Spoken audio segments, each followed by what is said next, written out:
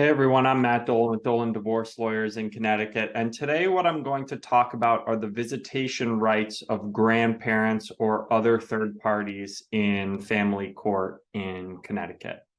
So this is separate from custody rights. So custody rights have to do with making major decisions around, where the child's going to go to school, um, you know, religious things, stuff like that. I'm not talking, medical decisions. So I'm not talking about custody rights of third parties. I'm specifically talking about visitation rights. So, a grandparent or some other third party being somebody other than the parents, getting rights to spend time with a minor child or multiple children in the situation of siblings.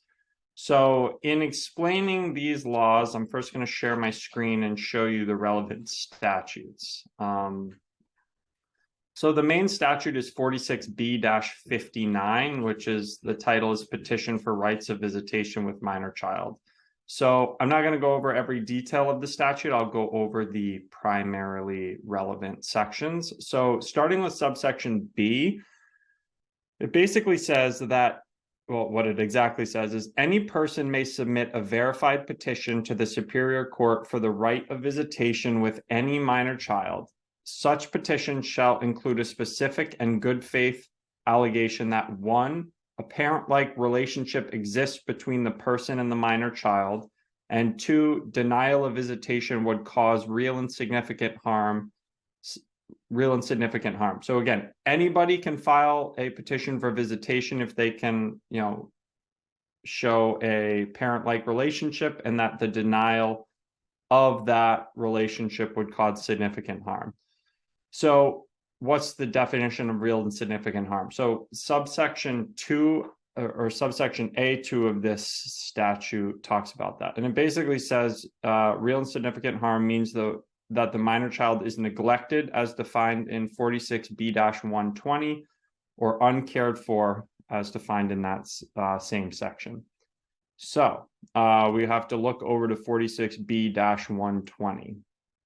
So that section, it's a bunch of definitions. So if you scroll down, it gives the definition of neglected, and then it gives the definition of uncared for.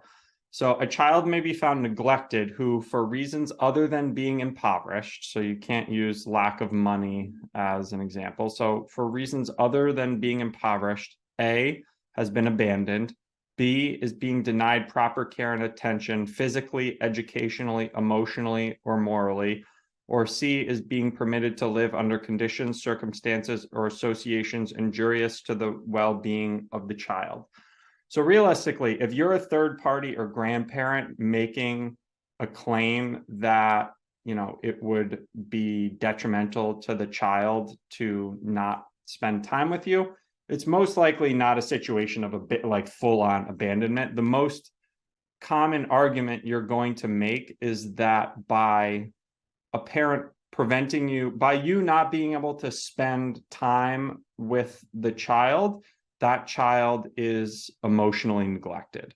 So that person has such a close bond with you that it would be emotionally neglectful for them to not be able to spend time with you.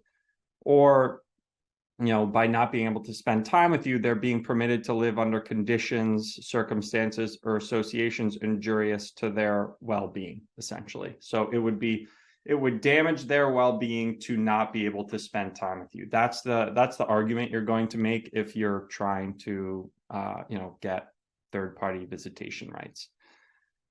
And then, so that's neglected, and then uncared for is a separate definition. So a child may be found uncared for who is homeless, whose home cannot provide the specialized care that the physical, emotional, or mental condition of the child requires, or C, who has been identified as a victim of trafficking. So obviously a victim of trafficking, that's not likely a scenario. And, generally speaking, homelessness is not the most common scenario in these third-party visitation rights. You're going to want to make the argument that, the home that the child is, by you not being able to, spend time with the child, the home is, or the parent in the home is failing to provide for the specialized care that the physical, emotional, or mental condition of the child requires. So again, you're kind of saying that the emotional or mental condition of the child is damaged when the child is not able to spend time with you. That's the most common argument.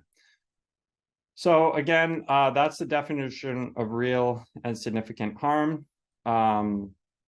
So moving on back to 46B-59, it says that subject to subsection E of this section, the court shall grant the right of visitation with any minor child to any person if the court finds, after hearing and by clear and convincing evidence, that a parent-like relationship exists between the person and the minor child, and denial of visitation would cause real and significant harm. So again, the court has to find clear and convincing evidence that there's a parent-like relationship, and it would be harmful for the child, harmful to the child for there to not be visitation. So it's, the question then is, well, what's a parent-like relationship? There's no bright line rule, but the court lays out some things that the court considers in determining the definition or determining whether or not a parent-like relationship exists.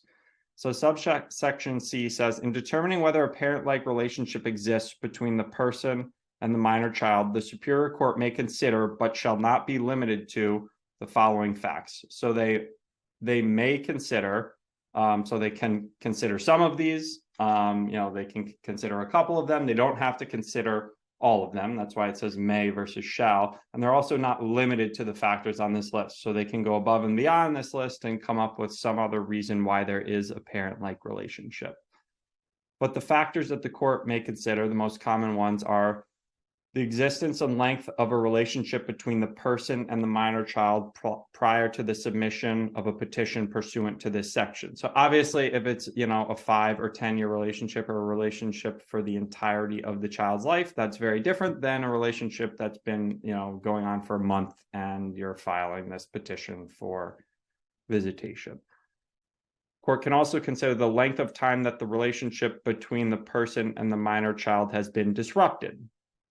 So the court, will want, if you were very close for the first 5 years of the child's life, but then you haven't seen the child in the last 5 years, well, the court's going to take that into consideration. Presumably, if you haven't seen the kid in 5 years, it's less likely that the court's going to find a parent-like relationship. The court can consider the specific parent-like activities of the person seeking visitation towards the minor child. So what sort of activities did they get into? Were they a caretaker? Did they put the kid to bed every night? Did they feed the child, cook him or her meals, etc.? That's different than somebody who just, saw them at the bus stop every day, for example. So it's what sort of activities were they engaging in that is relevant to the determination of the parent-like relationship. Court can consider any evidence that the person seeking visitation has unreasonably undermined the authority and discretion of the custodial parent. So if it's a grandparent, for example, who's like constantly unreasonably undermining the parents, well, that's going to make it less likely that the court finds that there is a parent-like relationship. The court can consider the significant absence of a parent from the life of a minor child. So, it might be relevant if, there's two parents and the father has been out of the picture, but the father's parents, are very involved. Well, the court might consider the absence of the father, but the presence of the father's parents as something that's, important for the child to have some connection to that side of the family. So that's an example of this factor coming into play. The death of one of the minor child's parents. Again, maybe father died, and the father's parents are trying to get some visitation rights. Well, that's an important relationship. It's more likely that there's going to be a parent-like relationship if the father is no longer alive and those grandparents kind of maintain that connection with that side of the family.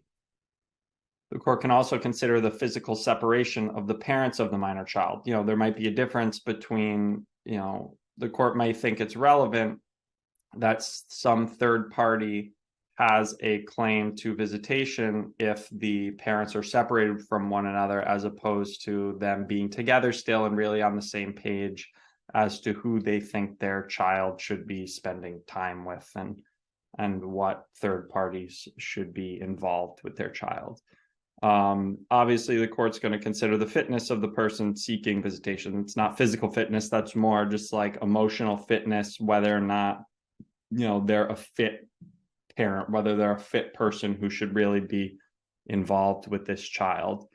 And then they can also consider the fitness of the custodial parent. So whether or not the custodial parent or parents are really, solid, reasonable people who have a compelling reason for not, wanting the third party to have visitation with the child, or whether they're kind of, it's not quite so clear that they're a fit parent. Maybe they're just really unreasonably keeping the child away from the third party, whether it's a grandparent or whatever. And if they're a really unreasonable person, that can be a factor. So that's the fitness of the custodial parent.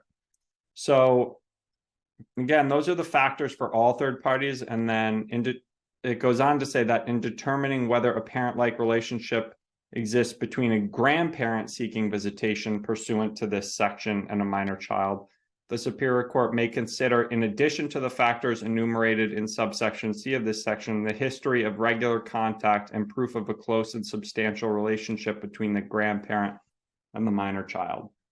So that's just an additional factor that the court can consider in the specific circumstance of a grandparent, which also a great-grandparent also counts as a grandparent. Statute goes on to say, so subsection E, if the Superior Court grants the right of visitation pursuant to subsection B of this section, so they find that there is a parent-like relationship and it would be detrimental to the child for that relationship to not continue, the court shall set forth the terms and conditions of visitation, including but not limited to the schedule of visitation, including the dates or days, time and place, or places in which the visitation can occur, whether overnight visitation will be allowed, and any other terms and conditions that the court determines are in the best interest of the minor child, provided such conditions shall not be contingent upon any order of financial support by the court. So basically the court, if they find that there's a parent-like relationship and there should be visitation, the court has to obviously set the terms for what that visitation will be. Hopefully the parents can just agree and you can work out some sort of deal. But if you can't, the court will make a determination. And, that last portion of the final sentence, the court can't make the visitation contingent on a order of financial support. So they can't say, grandparent, you can see the child so much as you contribute $50 per week towards child support. Can't do that. It just, it can't be contingent on finances. Subsection F says that visitation rights granted in accordance with this section shall not be deemed to have created parental rights in the person or persons to whom such visitation rights are granted, nor shall such visitation rights be a ground for preventing the relocation of the custodial parent. So just because you get visitation rights, you don't have any custodial rights. You can't determine where the child's going to go to the doctor, what religious upbringing they have, where they go to school, etc. And you also can't prevent the parents from relocating based on your visitation rights. Maybe you have visitation with the child, every Saturday from noon to 5 p.m. Well, if the parents decide they want to move to Arizona, that they can do that. You can't, the fact that you have that visitation every week does not prevent their ability to relocate. So those are the basics on third-party visitation rights. Now I'll just show you the form. If you feel that you have a strong enough claim and you should have visitation rights, you're going to want to file form JD-FM-221. And I'm not going to put this sample form on our website just because the court's pretty constantly updating these forms. So I don't want you to pull an outdated form. So just do a Google search for verified petition for visitation of third parties, or just JD-FM 221. So you have this form and you fill it out, you put the docket number, the judicial district where you're filing the case, you put your, you're the petitioner, so you put your information there, and you put the respondent's name. Presumably there's two parents, so it might be both parents as the respondent. If there's only one custodial parent, then you presumably only have to put one of the respondents, but generally speaking, you're going to want to put both parents here. You put whether you're the grandparent or other. If you're not a grandparent, you can explain your relationship otherwise.